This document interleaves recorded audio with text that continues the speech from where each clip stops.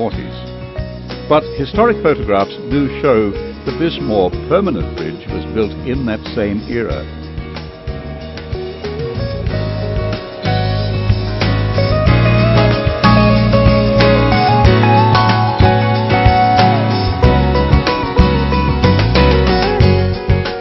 And was heavily bombed in Allied airstrikes.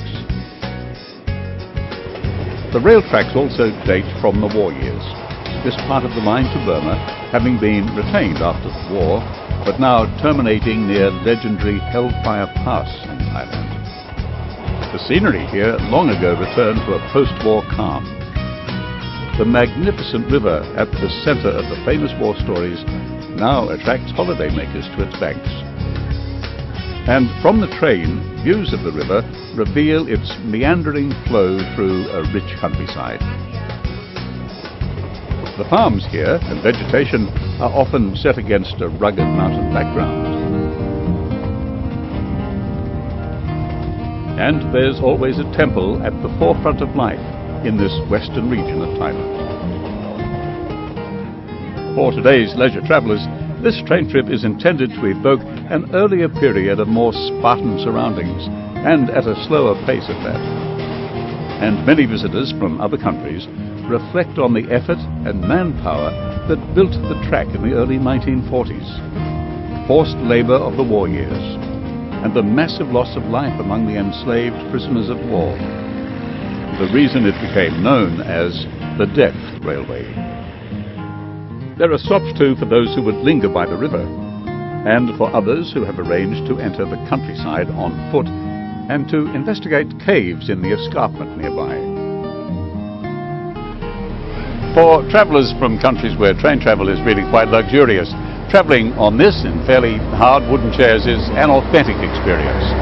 We've arrived at Nam Tok, meaning waterfall, but the MIC has been inverted along the way. But these are the little things that make travel in a country other than your own a very interesting experience.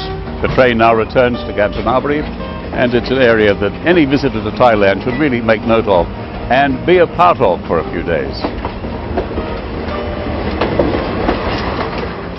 The train trip at Kanchanaburi is a piece of living history, a story that reaches into the psyche of many travellers.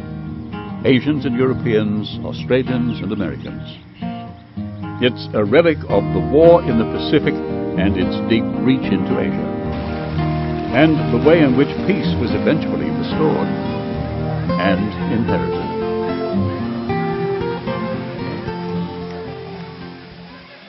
This is the broad, fast-flowing River Kwai, known as such since World War II, when it became famous on the world scene.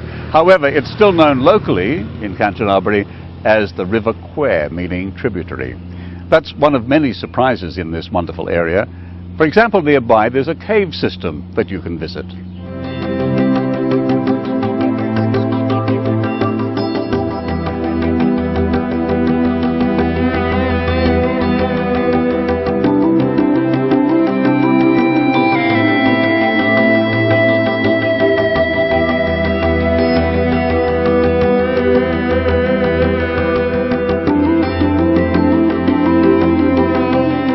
By this time you'll have realized that the young man leading the way is your child guide.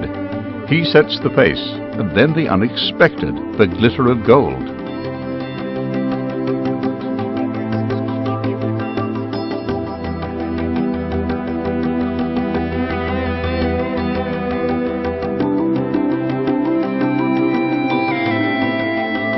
The young guide is very well informed and takes up his post as the chambers open up deep underground. ครับชื่อท่านที่สองครับชื่อท่านจะเอครับเมื่อก่อนครับท่านรอห้าครับท่านครับได้ปล่องทางด้านนี้ครับ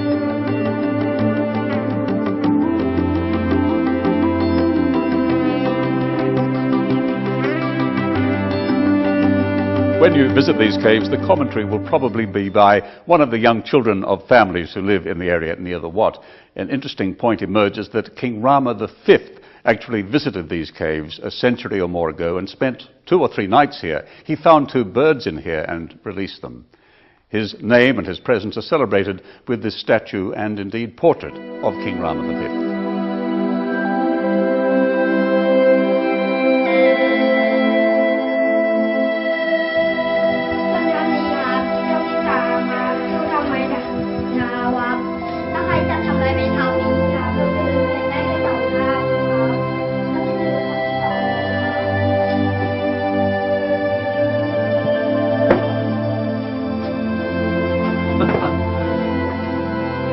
'It's a little bit low and a bit more spooky in here. And a continued structure here. Oh, very narrow now.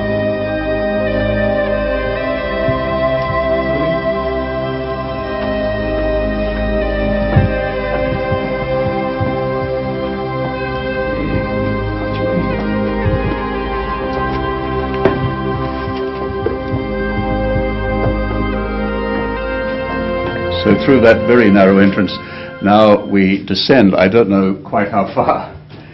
If you're just a small fellow like this one, well, he's not at all frightened, that's for sure, and doesn't seem to mind going down into the depths of this cave. I guess we have to follow.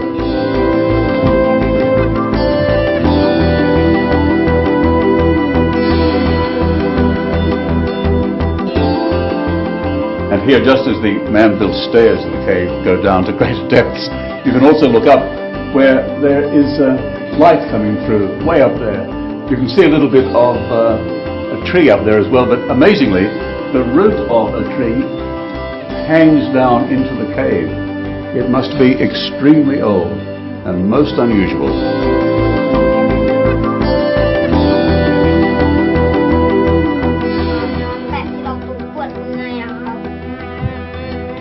As you can see, this commentary is designed for Thai visitors. So it's best that we consult a Thai speaker first, I think, before coming into these caves. They're well worth a visit. They're surprisingly long and deep, but it would be even better to know all the detail that this young man apparently has learnt and is offering to visitors.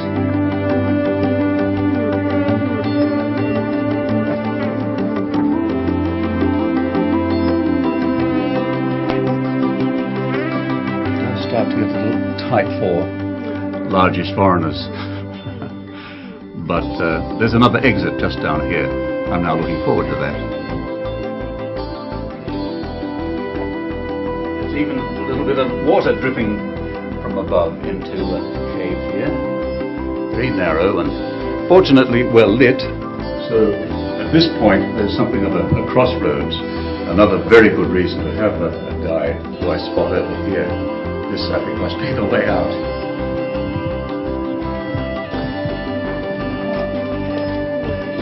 Here he is. คนถ้ำนี้ครับชื่อถ้ำที่6ครับชื่อถ้ำอ่างจระเข้ครับเมื่อก่อนครับจะมีเคครับมันนอนอยู่ในอ่างนี้ครับ Whether or not there was ever a real crocodile in here, we can't be sure, but they certainly feel that it's left its mark. And that's why they call this big space, this cave, the crocodile room. ทิ้งเก็บอาการไปแล้วก็นิลคังครับเนี่ยครับเป็นนิลคังเนี่ยครับ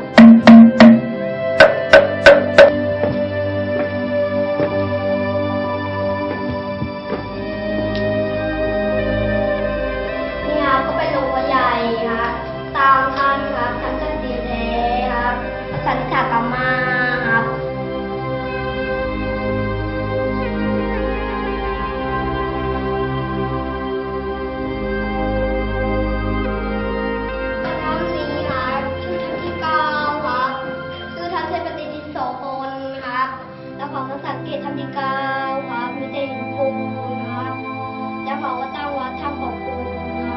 It's been quite a journey through the caves dedicated to deities, and your young guide is very deserving of a gratuity to help him develop a career, passing on the historic tales of his home province, Kanchanaburi.